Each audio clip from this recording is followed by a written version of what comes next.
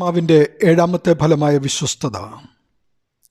യെശയ്യാപ്രവചനം 49-ാം അധ്യായം 7-ാം തിരുവെഴുത്തിൽ ഇസ്രായേലിൻ്റെ വീണ്ടെടുപ്പുകാരനും അവൻ്റെ പരിശുദ്ധനുമായ യഹോവ സർവ്വനിന്ദിതനും ജാതിക്ക് വെറുപ്പുള്ളവനും അധിപതികളുടെ ദാസനുമായവനോട് ഇപ്രകാരം അരുളിച്ചെയ്യുന്നു: വിശ്വസ്തനായ യഹോവ നിമിത്തവും നിന്നെ തിരഞ്ഞെടുത്ത ഇസ്രായേലിൻ പരിശുദ്ധൻ നിമിത്തവും രാജാക്കന്മാർ കണ്ട് എഴുന്നേൽക്കുകയും പ്രഭുക്കന്മാർ കണ്ട് നമസ്കരിക്കുകയും ചെയ്യുമെന്ന് പ്രവചിക്കുന്നു.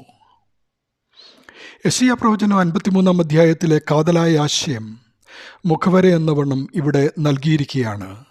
ഈ പ്രവചനം യേശുവിനെക്കുറിച്ചാണ്.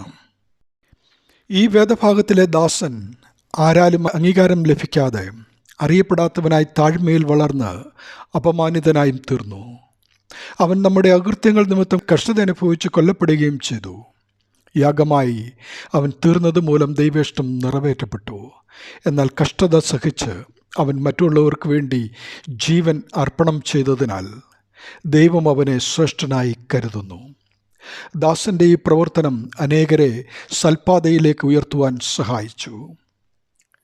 ഇസ്രായേലിൻ്റെ വീണ്ടെടുപ്പുകാരനും പരിശുദ്ധനുമായ കർത്താവ് ജനങ്ങളാൽ നിന്ദയും തിരസ്കരണവുമേറ്റ് എങ്കിലും രാജാക്കന്മാരും പ്രഭുക്കന്മാരും ഭൂലോകം മുഴുവനും അവനെ തിരിച്ചറിയുകയും ആരാധിക്കുകയും ചെയ്യുന്ന സമയം വരുമെന്ന പ്രവചനമാണിവിടെ വെളിപ്പെടുത്തിയിരിക്കുന്നത്.